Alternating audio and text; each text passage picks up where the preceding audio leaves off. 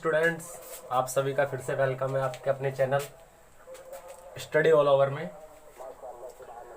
ठीक है, फिर आज ही हमारी क्लास है फिजिक्स की। ये सुबह मैंने केमिस्ट्री की क्लास डाली थी और अभी ये फिजिक्स की है।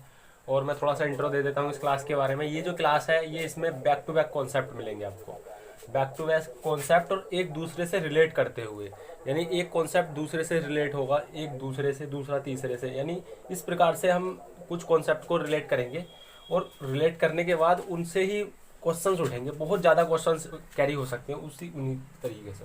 ठीक है, तो वीडियो पर आते हैं। तो आज जो हमारा ये वीडियो है तो इसमें आपने देखा होगा, इसमें आज हम बात करेंगे जड़त्व की, यानी इनर्शिया। जड़त्व क्या होता है? जड़त्व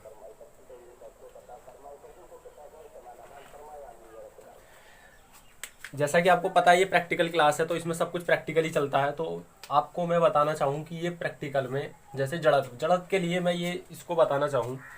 जैसे ये बोर्ड है, आप इस बोर्ड को देखो, ये बोर्ड है, इस बोर्ड को मैं इसको धक्का दूं तो चलो ऐसे समझो आप, ये दीवार, मतलब ये दीवार है, वॉल है, ये दीवार है। इस दीवार को अगर मैं धक्का दे रहा हूँ तो ये धक्का देने से ये दीवार अपनी स्थिति में है।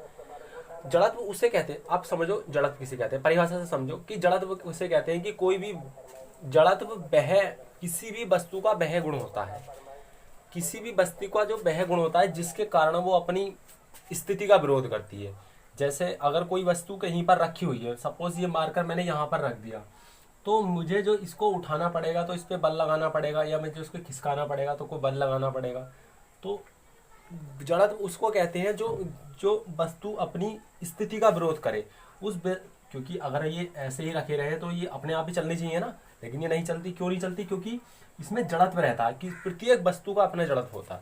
तो वो जिसके कारण वो स्थिति को बदलने का विरोध करती है, मतलब कोई उसको स्थिति बदलने में, कोई उसकी स्थिति बदले तो उसका विरोध करती है, तो वो जड़त्व होता है। अच्छा, हमारा आज का क्वेश्चन क्या है? क्वेश्चन ये है कि अगर एक साइकिल से आपको टक्कर लग जाए, यानी साइकिल है हमारे पास, साइकिल है हमारे पास और एक हमारे पास ट्रेन है। अगर एक व्यक्ति को साइकिल से टक्कर लग जाए या अगर एक व्यक्ति को ट्रेन से टक्कर लग जाए, तो सपोज है कि उससे ज़्यादा हानि होगी और बजाय साइकिल से टक्कर लगने की। तो वो क्या रीज़न होता है, आखिर क्यों मतलब साइकिल से टक्कर लगने से व्यक्ति को इतनी ज़्यादा हानि नहीं हुई, जबकि एक ट्रेन के टक्कर मात्र गुजरने से ही पास से उसको व्यक्ति को बहुत ज़्यादा हानि हो सकती है। तो उस पर हम बात करते हैं।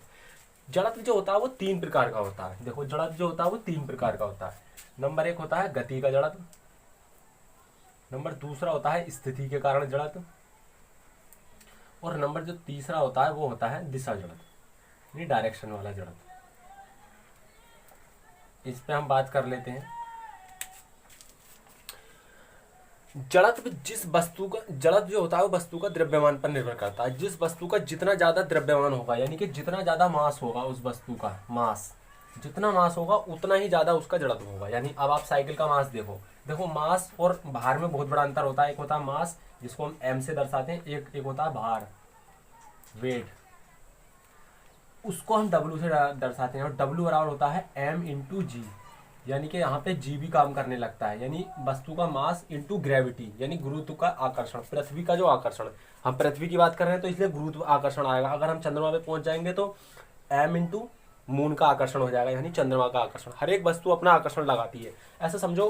पता है गुरुत्वाकर्षण की आपको मैं बात बताऊं, ये मार्कर भी है ना, ये मार्कर भी मेरे पे आकर्षण लगा रहा है, ये जो बोर्ड है ना ये भी मुझे पे आकर्षण लगा रहा है। लेकिन पता क्या होता है कि हम इसको नगण्य मान लेते हैं। क्यों?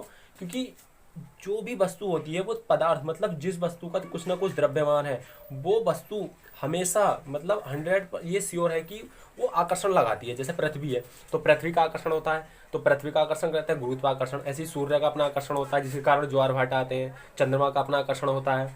और जैसे बृहस्पति का, आप सुनते हो ना एक क्वेश्चन की, पृथ्वी पर अगर कोई व्यक्ति है, जब वो चंद्रमा पे पहुंच जाता है तो उसका भाग कितना हो जाता है? 1/6 हो जाता है। क्यों हो जाता है? उसका इतने गुना कम हो जाता है, क्योंकि वहां पे मैंने भी बताया ना कि जो गुरुत्वाकर्षण जो होता है वो उसके मास पर निर्भर करता है।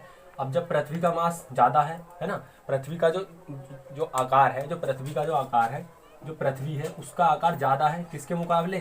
चंद्रमा के, क्योंकि चंद्रमा उसका एक उपग्रह है। जब उसका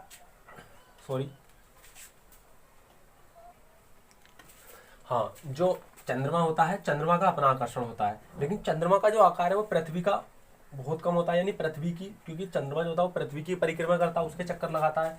इसी प्रकार से सूर्य का भी अपना आकर्षण होता है, तो भी तो वो कम हो जाता है। अच्छा, अगर मैं बात करूं, कोई व्यक्ति अगर पृथ्वी से मतलब जाकर किसी दूसरे प्लैनेट जैसे कि बृहस्पति पर पहुंच जाए, जुपिटर पर, बृहस्पति पर अगर वो पहुंचेगा तो उसका जो वहां पर जो उसका ग्रेविटी होगी, वहां पर जो उसका आकर्षण होगा, पृथ्वी का आकर्षण, वो वहां पे ज्यादा हो जाएगा। क्यों? क्योंकि पृथ्वी का जो आकार है और बृहस्पति का जो आकार है वो ज्यादा हो जाता है, यानी बृहस्पति का आकार पृथ्वी के आकार से भी ज्यादा हो जाता है, तो वहां पे वो और ज्यादा आकर्षण लगाता है। तो यही चीज है कि ये मार्कर भी मेरे पे आकर्षण बल लगा रहा है, मार्कर का भी अपना एक आकर्षण बल है, लेकिन वो नगण्य इसलिए क्योंकि इसका जो मास है, इसका जो भार है, वो इसका जो मास है वो बहुत कम है, तो ये मुझ पे आकर्षण नहीं लगा पा रहा है इतना। इसी प्रकार से हर कोई व्यक्ति, मतलब हर कोई जितने भी पदार्थ है इस पूरी ब्रह्मांड में, वो सब न को एक दूसरे को अपनी तरफ आकर्षित करते हैं। दो प्रकार के बल होते हैं, एक होता है आकर्षण और एक प्रतिकर्षण, ठीक है, आकर्षण और प्रतिकर्षण। तो ठीक है, हम अब क्वेश्चन पे आते हैं। तो गति का जड़त्व, स्थिति का जड़त्व और दिशा जड़त्व, ये क्या क्या होते हैं, इनके बारे में हम बात कर लेते हैं। गति का जड़त्व उसे कहते हैं कि यदि कोई वस्तु गति में है, सपोज करो ये मार्कर मैंने इसको फेंक दिया, अगर ये मार्कर मैंने फेंक दिया तो ये मार्कर फेंकने के साथ ये चलता रहेगा, लेकिन ये गति कर रहा है, लेकिन इस गति को रुक क्यों जाता है? ये गति को इसलिए रुक जाता है क्योंकि इस पर बाह्य बल कार्य करने लगते हैं। जब तक मैं इसको वेग दे रहा हूँ, अगर मैं इसको वेग देता रहूँ, मान लो मैं इसको ऐसे फेंकने लगूँ और ये फेंकता रहे, ये जाता रहे और इस पर मैं लगातार वेग देता रहूँगा, तो ये कभी नहीं रुकेगा, मतलब कभी नहीं रुकेगा, चलता ही रहेगा। लेकिन ये क्यों रुक गया? क्योंकि इस पर बाह्य बल कार्य कर रहे हैं। तो गति का जड़त्व होता है, एक होता है स्थिति के जड़त्व। स्थिति का जड़त्व उसे कहते हैं कि मान लो कोई भी चीज रखी हुई है, तो अगर हम उसको बल लगा के कुछ ना कुछ मतलब कुछ ना कुछ बाह्य बल लगाते हैं, तब वो अपनी स्थिति बदलती है, तो वो कहलाता है स्थिति का जड़त्व। और दिशा जड़त्व होता है कि यानी जैसे एक डोरी में आप एक पत्थर को बांध कर उसको घुमाने लगो, तो वहां पे दिशा का जड़त्व। मैं अभी बताऊंगा तीनों चीजें में, ठीक है। गति के जड़त्व का आप एग्जाम्पल समझो, एग्जाम्पल से आपको ज्यादा क्लियर होगा। एग्जाम्पल आप ऐसे समझो कि पहले स्थिति का जड़त्व देख लेते हैं, स्थिति के जड़त्व से ज्यादा बेटर रहेगा। आप एक बस में बैठे हुए हैं, ये आपकी एक बस है, ठीक है, सही समझ लो, कोई नहीं, ये आपकी बस है, आप बस में यात्री बैठे हुए हैं, बस में यात्री बैठे हुए हैं। जैसे ये बस चलने लगी, यानी बस क्या थी, विराम अवस्था में थी, यानी रुकी हुई थी। जैसे ही बस चलने लगेगी, एकदम से बस चलने लगेगी ना, तो उसमें जो बैठा हुआ यात्री होगा, वो जो बैठे हुए यात्री होंगे वो एकदम से पीछे की तरफ झुक जाएंगे। अच्छा, आपने सोचा कि वो उनका जो आधे से शरीर यानी कमर से ऊपर का जो शरीर है वही तो पीछे की तरफ झुका, मतलब कि अगर वो पीछे अगर सीट से लगे हुए बैठे हैं तब तो कोई दिक्कत नहीं है, लेकिन अगर खुले बैठे होंगे, वहां पे वो किसी सहारे से नहीं होंगे, तो उनका जो इतना पोर्शन है वो पीछे की तरफ चला जाएगा। क्यों चला जाएगा? क्योंकि वो भले ही बस चलने लगी, लेकिन उनका ये जो पोर्शन था, ये कमर से ऊपर का जो उनका भाग था, वो पूरी तरीके से फ्री था, यानी मुक्त अवस्था में था। लेकिन अचानक से वो क्या चलने लगी, बस चलने लगी, तो वो गति में आएगा। जब वो गति में आएगा तो वो आगे की तरफ बल लगेगा उस पर, तो वो पीछे की तरफ हो जाते हैं। अच्छा, पैर क्यों नहीं टिके? पैर भी तो वहां पर रखे थे, पैर क्यों नहीं हिले? पैर इसलिए नहीं हिले क्योंकि पैर पहले से ही वस्तु के साथ थे, यानी बस से लगे हुए थे, वो फ्री नहीं थे, वो उनसे लगे हुए थे, ठीक है। नेक्स्ट देखते हैं स्थिति का जड़त्व। स्थिति का जड़त्व हो गया, ये होता है गति का जड़त्व। गति का जड़त्व का आप एग्जाम्पल समझो, देखो ये इसका हो जाएगा कि चलती बस में मतलब रुकी हुई किसी भी सवारी के अचानक चल देने पर व्यक्ति आगे पीछे हो जाता है, तो वो उसका कारण क्या है? स्थिति का जड़त्व होता है उसमें। दूसरा है गति का जड़त्व। गति का जड़त्व वो जड़त्व होता है जैसे कोई बस जा रही है या कोई ट्रक जा रहा है, कोई भी सवारी ऐसी चल रही है, ट्रेन चल रही है, तो आपने सुना होगा कि वो कहते हैं कि उसको चलने के साथ जैसे ही उसमें से आप उतरने के तुरंत बाद आपको थोड़ा सा भाग लो, थोड़ा सा रन कर लो। उसका रन करने का रीजन ये होता है ताकि, क्योंकि आप ट्रेन से उतरे और ट्रेन क्या थी? गति में थी, यानी ट्रेन जो थी वो अपनी गति में थी, यानी गति की अवस्था में थी, ठीक। लेकिन आपने क्या किया, एकदम से उतर गए, और उतरने के बाद अगर आप रुक जाओगे, क्योंकि आप ट्रेन में से उतरे हो, ट्रेन गति में थी तो आप भी गति में थे, लेकिन अब एकदम से आप रुकना चाह रहे हो, तो धीरे धीरे ही आप मतलब रुक पाओगे। अगर आप एकदम से रुकोगे तो आपके पैर गति में रहेंगे, भले आप रुकने का प्रयास करो, लेकिन आपके पैर गति में रहेंगे। जब आप गति नहीं करोगे, आपके पैर गति में रहेंगे, तो आप गिर जाएंगे। तो यही कारण होता है कि वो कहा जाता है कि चलती किसी भी सवारी से उतरना, पहली बात तो नहीं उतरना चाहिए, और उतर भी आप रहे हो तो उसके बाद तुरंत से थोड़ा सा आगे रन कर लो, ताकि जो हमारे पैर की जो अवस्था है, जिस गति में थे वो आगे विराम में आ सकें। कुछ समय तो लगेगा लेकिन वो विराम में आ सकें, विराम अवस्था में आ सकें। तीसरा होता है दिशा जड़प। दिशा जड़प जो होता है ये होता है दिशा के कारण जड़प।